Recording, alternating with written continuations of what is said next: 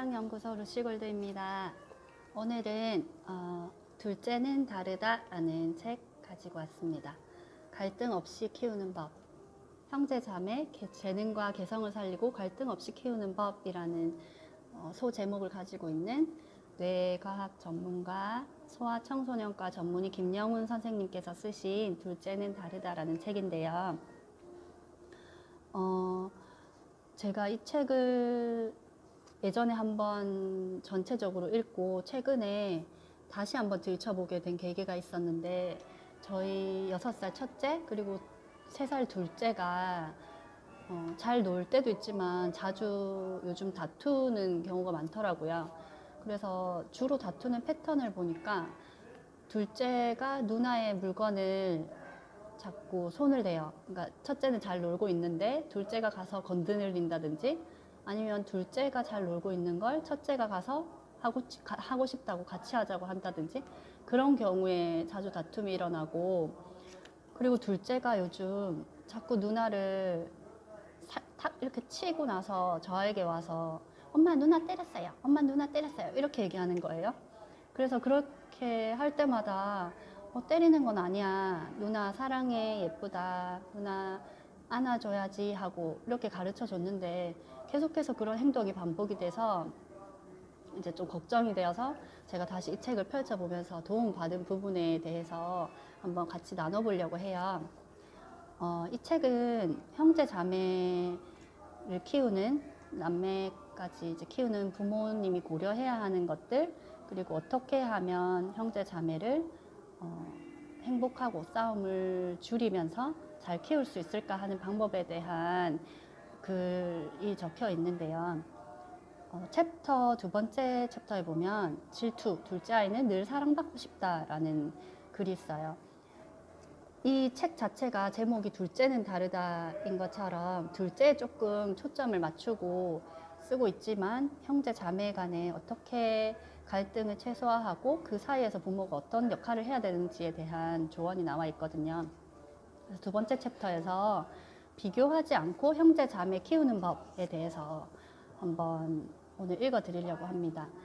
우리 한국 사람들은 다른 서양 사람들에 비해서 비교를 하는 뇌가 발달되어 있다고 해요. 굿 라이프라는 최인철 교수님 책에도 보면 그런 통계가 있다고 하더라고요.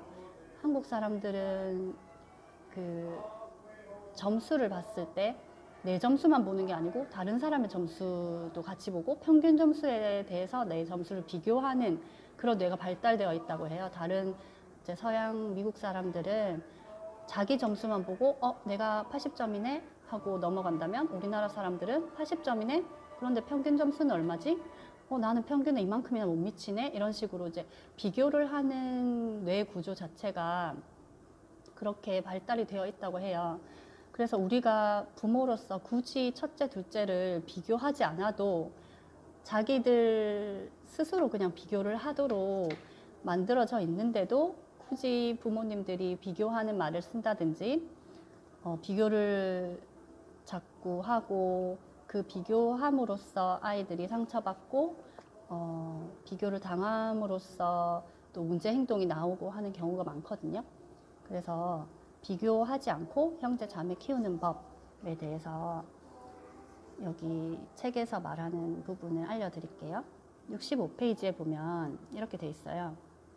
첫째는 둘째보다 성실하고 보수적이고 책임감이 강하고 성공지향적이고 조직적이다. 이게 대체로 첫째의 특징이라는 거죠. 반면 둘째는 태어날 때부터 경쟁 상대가 있다. 첫째와 경쟁하여 부모의 사랑과 관심을 차지해야 하므로 상대적으로 융통성이 있고 위험을 감수하는 것을 두려워하지 않고 마음속에 품은 아이디어와 이론을 뜨겁게 분출한다.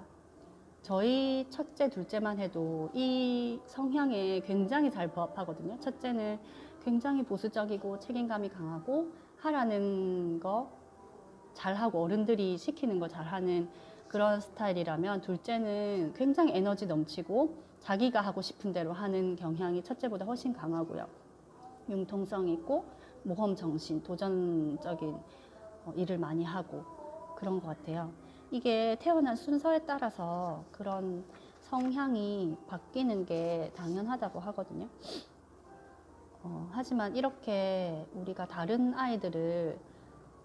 두세 아이들을 어떤 어른의 기준으로 괜찮다, 좋다라고 생각하는 아이를 기준해서 비교를 하면 어떤 일이 벌어지냐. 비교를 당한 아이들은 불안이나 의심이 많고 조급해서 사람을 대할 때도 부정적이고 적대적인 모습을 보인다라고 합니다.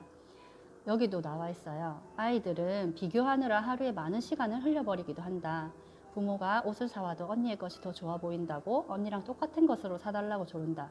심지어는 자신에게 필요하지 않는 것까지도 사달라고 한다. 이처럼 아이들은 부모가 비교하지 않아도 끊임없이 자신의 형제를 의식하면서 피곤한 인생을 살아가고 있다. 칭찬받는 것도 마찬가지래요. 비교하는 거나 칭찬하는 거나. 예를 들어 엄마가 너는 형보다 손재주가 좋아 라고 칭찬을 해도 그 말이 아이의 자존감을 높여주지는 못한대요. 아이는 마음속으로 형이 나보다 잘하게 되면 어떡하지? 내가 계속 잘할 수 있을까? 하고 불안하기 때문이다.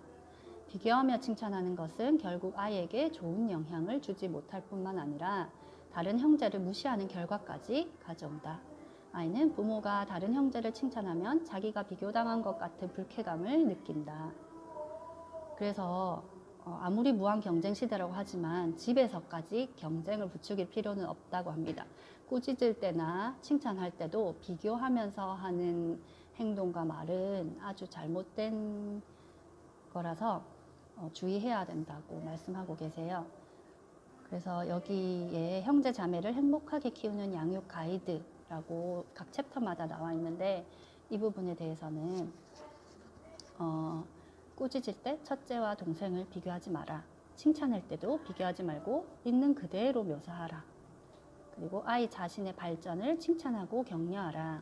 비교를 하는, 그러니까 큰 애와 작은 애를 비교하는 게 아니고 그 아이, 첫째면 첫째의 전과 후를 비교해서 전에는 이랬었는데 지금 이렇게도 할 수 있네? 이런 식으로 자신의 모습을 그 아이의 과거와 현재를 비교하는 건 발전된 상황으로 얘기하고 칭찬하는 건 괜찮지만 두 아이를 비교하는 거는 지양해야 된다는 거죠.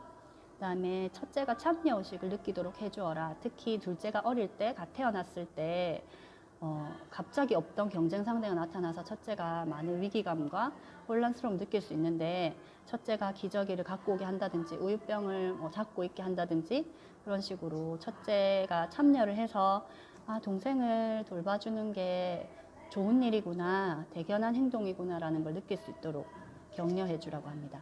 그리고 형, 동생을 강조해서 형이니까 이래야지, 동생은 이래야지 하는 등의 자기 역할을 지나치게 강조하지 말라고 하셨어요. 그리고 그 다음 장에 질투의 뇌, 형제 자매 간에 끊이지 않는 질투라는 챕터가 있는데 이 부분도 굉장히 인상적이라서 한번 읽어드릴게요. 질투를 우리가 느낄 수밖에 없는 그런 뇌 구조가 되어 있는데 질투를 감정을 느낄 때 전두 대상 피질의 통점이 활성화된대요. 그러니까 질투를 심하게 하면 할수록 통증이 심해진다는 거죠.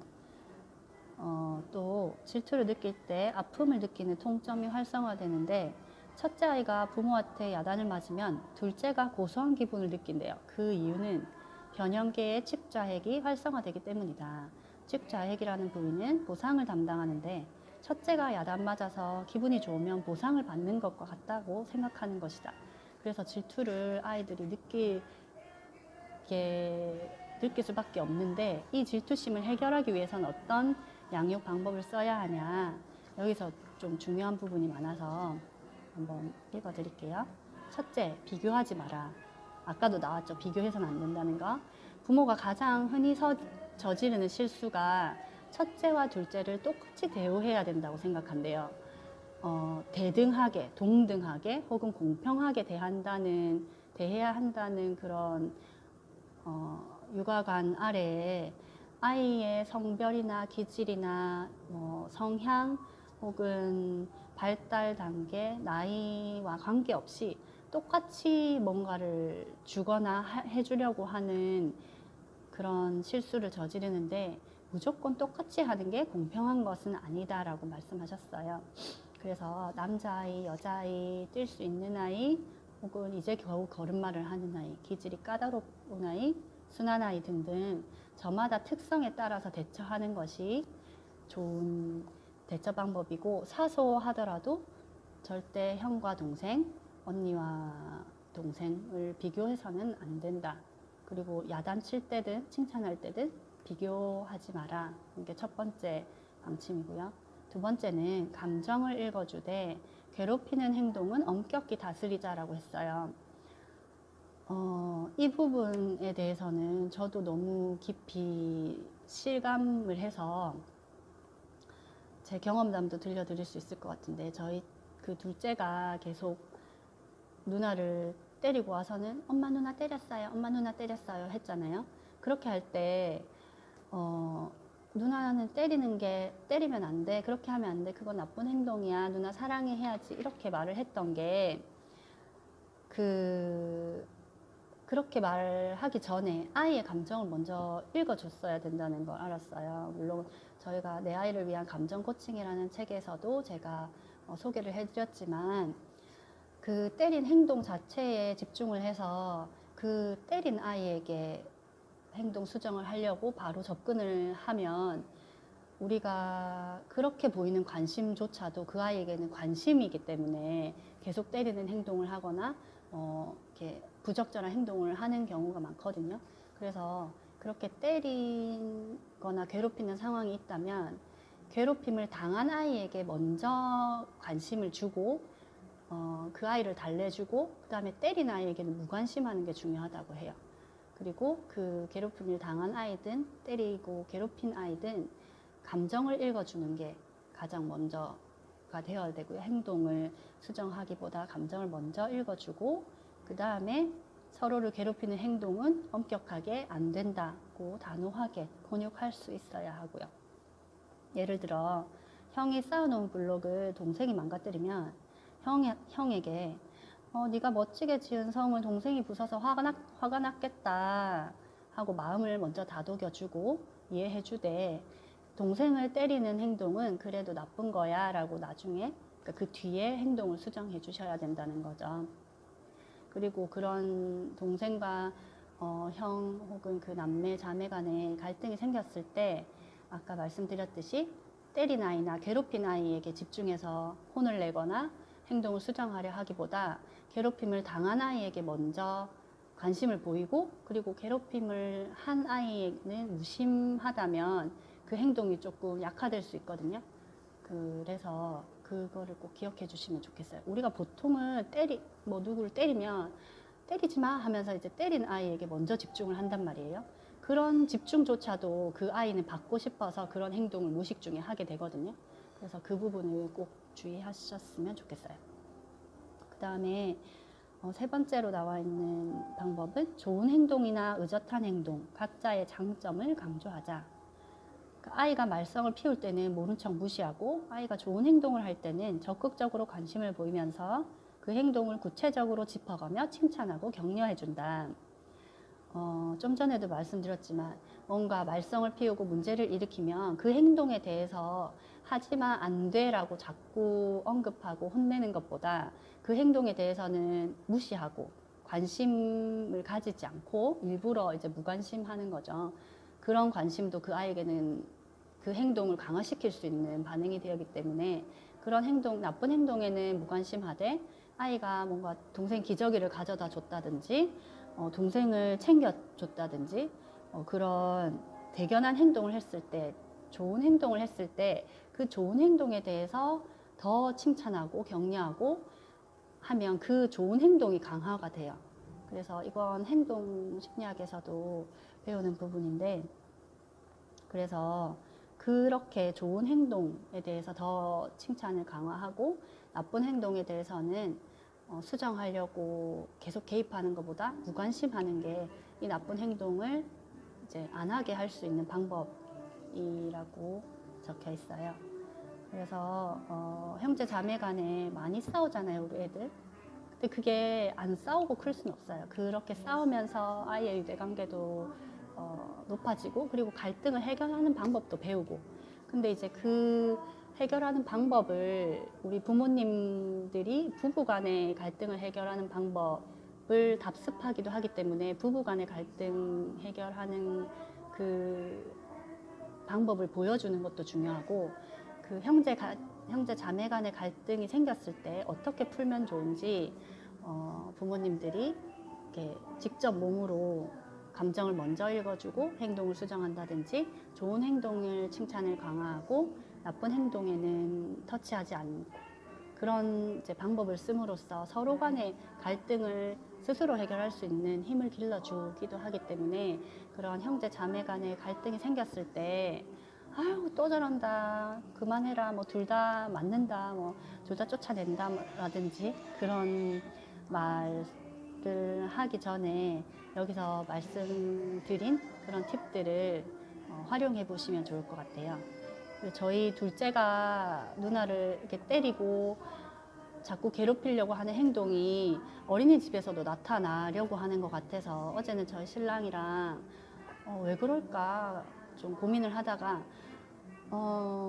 자꾸 때리거나 괴롭히면 그렇게 하면 안 돼 하면서 애한테 나쁜 행동을 하지 못하도록 먼저 제지를 한 거예요. 그런 우리의 반응 자체가 자기에게는 그 나쁜 행동을 계속하도록 강화를 한 것 같아서, 어제는 약간 둘째 위주로 많이 놀아줬어요. 저도 그냥 저녁밥을 조금 아빠 오면 같이 먹도록 조금 미루고, 둘째가 자동차 놀이 하는 것에 집중해서 첫째를 같이 하는 방식으로 놀이를 하고, 아빠도 집에 왔을 때 첫째의 놀이에 둘째를 맞추는 게 아니고, 둘째가 하는 자동차 놀이를 첫째가 좋아하는 역할 놀이랑 접목시켜서 둘째가 조금 더 편안하고 재밌게 놀 수 있는 환경을 만들었거든요. 그랬더니 한 번도 안 때리는 거예요, 누나를. 계속해서 요즘은 몇 번씩 때리고, 엄마 누나 때렸어요, 엄마 누나 때렸어요 이러면서 막 장난스럽게 다가왔었는데, 어제는 한 번도 그런 행동을 안 보여서, 아, 이 아이가 정말로 자기에게 관심이 필요했구나, 우리가 늘 사랑을 주고 관심을 주고 그걸 표현한다고 생각하지만 이 아이가 원하는 사랑과 관심은 그게 아니었구나라는 걸 다시 한번 깨달아서 반성도 하고, 또 앞으로도 계속 첫째든 둘째든 아이들이 그런 문제 행동으로까지 나오지 않도록 우리가 더 관심을 쏟고 사랑을 표현해야 되겠다라는 걸 다짐하게 된 날이었습니다. 그래서 여러분도 오늘 읽어드린 부분에 있어서 비교하지 않고 아이들의 질투를 잘 다스릴 수 있게 이제 양육하실 수 있으면 좋겠고, 또 다른 형제 자매 간의 갈등에 대해서 궁금하시면 이 책을 참고해 보시면 좋을 것 같아요. 제 블로그에 그 서평도 남겨놓은 거 있거든요. 네, 그래서 한번 보시고, 오늘도 여러 아이들을 키우시는 어머님들, 그리고 하나라도 힘들죠, 키우기. 네, 그런 엄마들이 힘내서 행복한 육아할 수 있는 금요일이 되었으면 좋겠습니다. 네, 엄마들의 모든 순간을 응원하는 루시였습니다. 감사합니다.